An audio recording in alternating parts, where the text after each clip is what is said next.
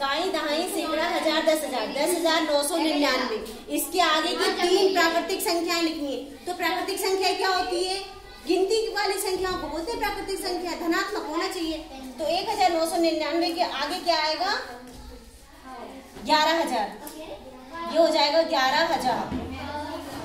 इसके आगे की एक संख्या हो गई, इसके बाद 11,001, इसके बाद 11,002, 11,000 और 11,001 और 11,002। ये इसके आगे की 3 प्राकृतिक संख्याएं हो गई। दूसरे प्रश्न में बोल रहे हैं इसके पहले की 3 प्राकृतिक संख्याएं। तो इसके पहले की ये इकाई, दहाई, सैकड़ा, हजार, 10,000। 10,000 एक है तो इसके पहले की संख्या लिखेंगे हम। इसके एक पहले करेंगे तो हो जाएगा ये 10,000। एक था, एक कम कर दिया तो 10,000। एक और कम करेंगे तो 9,999। एक और कम करेंगे तो 9,998। ये तीन आगे की प्राकृतिक संख्या है। प्राकृतिक संख्या क्या होती है? सारी गिनती वाली संख्याओं को प्राकृतिक। तो इससे हमने गिनती में 3 आगे बढ़ा के लिख दिया।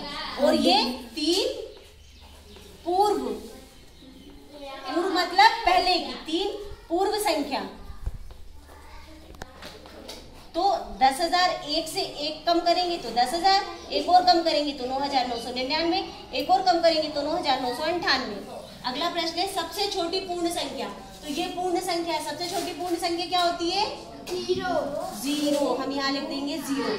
अगला प्रश्न है परवर्ती। परवर्ती का क्या मतलब होता है? परवर्ती का मतलब होता है एक आगे की।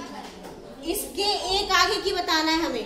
तो ये कितनी भी बड़ी संख्या है, आप पढ़ पा रहे हैं या नहीं पढ़ पा रहे, आप सिर्फ ये ध्यान दो, यहाँ 1 है तो आगे बढ़ेगा तो क्या होगा? 2। 1 है तो क्या होगा? 2। मतलब हमें सिर्फ आगे 1 बढ़ाना है।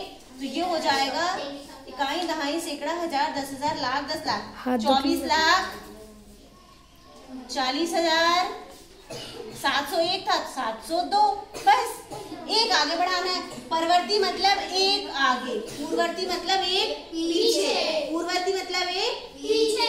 ये 94 है तो एक पीछे क्या आएगा? 93। तो इसका उत्तर होगा 93।